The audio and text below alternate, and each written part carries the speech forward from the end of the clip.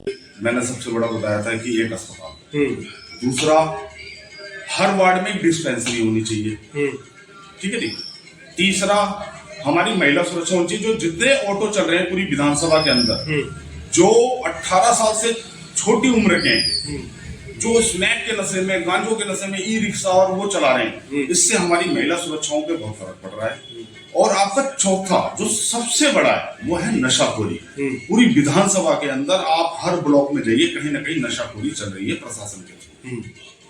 तो मेरे आने के बाद हमारी समता पार्टी अगर यहाँ से जीतती है बदरपुर विधानसभा से, आपके आशीर्वाद से अगर राहुल राय को एक मौका मिलता है, तो मैं आपको विश्वास दिलाता हूँ कि इन सब चीजों का सुधार किया जाएगा। सबसे पहले अस्पताल दिया जाएगा, उसके बाद हर वार्ड के अंदर एक डिस्पेंसरी होगी, और उसके बाद जितने ये नशाखोरी मुक्ति चल रहे हैं, ये जितने गली मोहल्लों में खुल के बैठे हैं, सबको बंद करवाया जाएगा प्रशासन के थ्रू। और महिलाओं, हमारी जितनी बहनें सुरक्षित होकर यहाँ चलेंगी।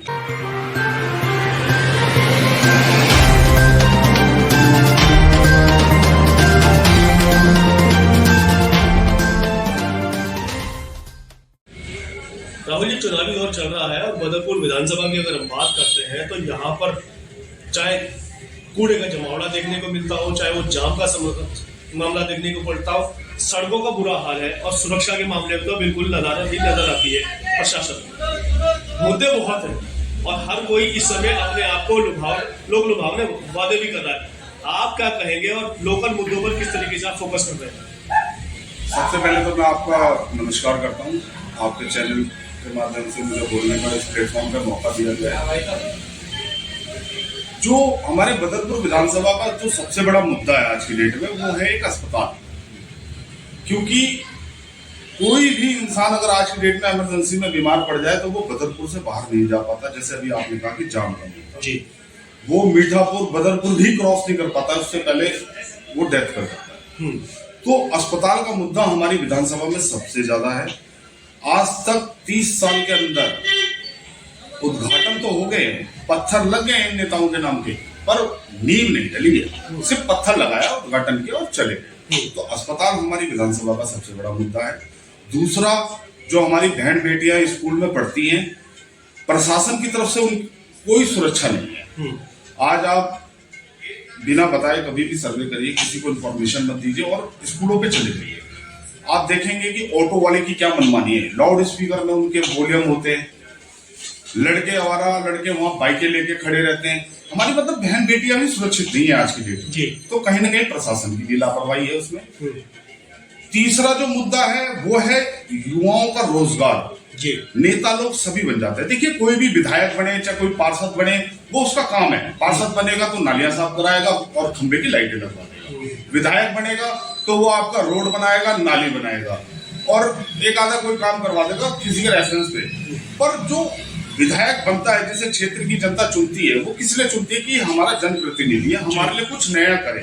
भाई, उसका फर्ज नहीं है कि वो एक बार इन सुरक्षाओं को देखे कि हमारे क्षेत्र में सुरक्षा है कि नहीं है। तो लोग जीतते हैं और फिर अपने आप गायब हो जाते हैं। सवाल यही पैदा होता है कि अभी तक हमने देखा है 70-75 साल में लगातार कई पार्टियां आ रही हैं, चाहे वो कांग्रेस रही हो, बीजेपी रही हो, आम आदमी पार्टी रही हो। लोग लुभावने वादे किए जाते हैं, फ्री की सौगातें बांटी जाती है। इधर आपने अभी देखा भी होगा, हाल फिलहाल में 1000 रुपए पैकेट में दिए जाते हैं, कभी 2100 रुपए महिलाओं को सुरक्षा के नाम पे दिए जाते हैं। ये क्या चीज है और क्या इस तरीके से जो मतदाता है उसको दिग्भ्रमित करने की कोशिश नहीं की जा रही है?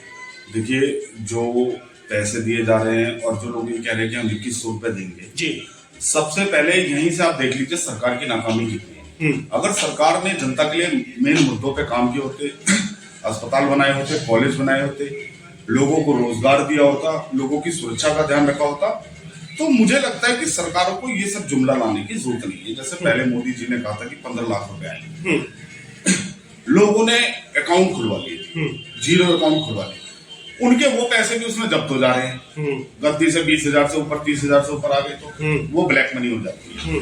तो ये सब चुनावी जुमला है। और दिल्ली सरकार कहती है कि हम 2100 रुपए देंगे माताओं बहनों को, तो ये हमारे माताओं बहनों के साथ, भावनाओं के साथ खेल रहे हैं। परंतु जिन माताओं बहनों की हम बात कर रहे हैं वो ज्यादातर तो साक्षर नहीं है, कम पढ़ी लिखी हैं, और वो इन लोग लुभावने वालों में फंस भी जाती है और वही सोच समझ कर ऊपर कर देती है। उनको कैसे रोकेंगे आप? देखिए, मैं आपके चैनल के माध्यम से और बदरपुर क्षेत्र की जितनी मेरी माताएं बहनें, और मैं कहता हूँ कि बदरपुर क्षेत्र छोड़िए, आप पूरी दिल्ली की जो जितनी भी मेरी माताएं बहनें हैं जी, मैं आपको बताना चाहता हूँ कि 2100 रुपए देंगे कहां से। सबसे पहले आज तक आपको पता होना चाहिए कि 60 साल उम्र जब होने के बाद सरकार की तरफ से पेंशन मिलती है, वो बंद है। जब ये वही नहीं दे पा रहे हैं तो आपको 2100 रुपए कहां से दे देंगे? तो चुनावी जुमला है कि ये सब कहने की बात है। तो लगता नहीं है आपको जो किस तरीके से जो लुभावने की बात कर रहे हैं आप, जो समता पार्टी की अगर हम बात करें तो इसमें देखा जाए तो पूरे ही युवा चेहरे हैं और पार्टी भी युवाओं के नाम चाहिए। युवा आखिर रोज बेरोजगार बैठा हुआ है, आप क्या कर सहयोग कर रहे हैं और आपका अगर यहाँ पर कुछ वजूद बनता भी है तो क्या आप उन समाधान कर पाएंगे? देखिए, मैं दिल्ली सिविल डिफेंस का कोरोना योद्धा भी रहा जी। हूँ और दिल्ली सिविल डिफेंस विभाग से भी रहा हूँ जी। हम लोग नौकरी करा करते थे। हम लोगों को भारतीय जनता पार्टी और आम आदमी की गंदी राजनीति के शिकार हुए 15,000 बच्चों को बेरोजगार किया गया और 1.5 साल हो गए आज हम धरने बैठे हैं राजघाट पे। आज भी किसी सरकार की कोई सुनवाई नहीं है और जिसमें से मुझे लगता है कि 6 परिवार के लड़के हमारे एक्सपायर हो चुके हैं पर कोई सरकार हमें पूछने नहीं आ रही। जैसे मुआवजा वगैरह मिला हुआ जी, सब कहने की बात है, मुआवजा की तो बात छोड़िए, मैं कह रहा हूँ जी 1.5 साल से बैठे हैं, सरकार हमारी कोई सुनवाई नहीं कर रही। आज हम बेरोजगार बैठे हुए हैं। किसकी मानते हैं, राज्य सरकार या केंद्र सरकार? देखिए जी, दोनों की कमी है, दोनों इसमें राजनीतिक रोटी सेक रहे हैं।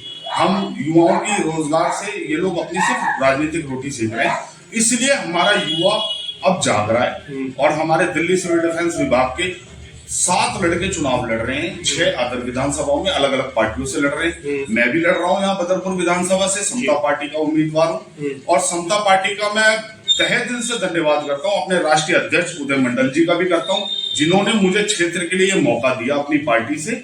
और सबसे बड़ी बात, बदरपुर की जनता अगर मुझे मौका देती है तो मैं आपको एक बात बताना चाहता हूँ, जो बदरपुर में आज की डेट में सबसे बड़ा कैंसर है वो है ओजोन, जो मीठापुर के इधर हमारा मीठापुर, मोड़बंद, ओमनगर और जयपुर में आता है। आज गरीब आदमी मकान नहीं बना सकता, उस मकान बनाने पे प्रशासन पैसा लेती है। तो मैं अपने उन सभी भाइयों से और प्रवासियों से कहना चाहता हूं कि आपका ये भाई खड़ा है, एक मौका दीजिए। अभी मेरे पास एक मौका भी नहीं है और समाज सेवी के रूप में मैंने कितनी विधवाओं के लेंटर डलवाए हैं और जिस दिन आपने मुझे एक मौका दे दिया ना, मैं आपके चैनल के माध्यम से कहना चाहता हूँ, किसी प्रशासन की हिम्मत नहीं आपके दरवाजे पे और मकान की तरफ उंगली भी उठा के देख ले। एक आखिरी सवाल ये है कि ऐसे बदरपुर क्षेत्र में 5 कार्य जिन पर अभी कुछ किसी ने भी ध्यान नहीं दिया, जिनको आप सुधार करने की उम्मीद रखते हैं आपसे लोग? देखिए, मैंने सबसे बड़ा बताया था कि एक अस्पताल, दूसरा हर वार्ड में एक डिस्पेंसरी होनी चाहिए, ठीक है जी।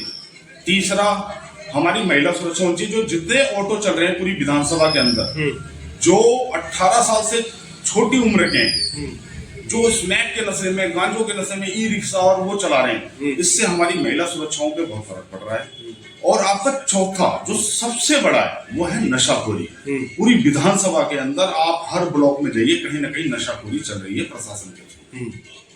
तो मेरे आने के बाद हमारी समता पार्टी अगर यहाँ से सर जीतती है बदरपुर विधानसभा से, आपके आशीर्वाद से अगर राहुल राय को एक मौका मिलता है, तो मैं आपको विश्वास दिलाता हूँ कि इन सब चीजों का सुधार किया जाएगा। सबसे पहले अस्पताल दिया जाएगा, उसके बाद हर वार्ड के अंदर एक डिस्पेंसरी होगी और उसके बाद जितने ये नशाखोरी मुक्ति चल रहे हैं, ये जितने गली मोहल्लों में खोल खोल के बैठे हैं, सबको बंद करवाया जाएगा प्रशासन के थ्रू और महिलाओं, हमारी जितनी बहनें सुरक्षित होकर यहाँ चलेंगी। धन्यवाद चैनल से बात करने के लिए।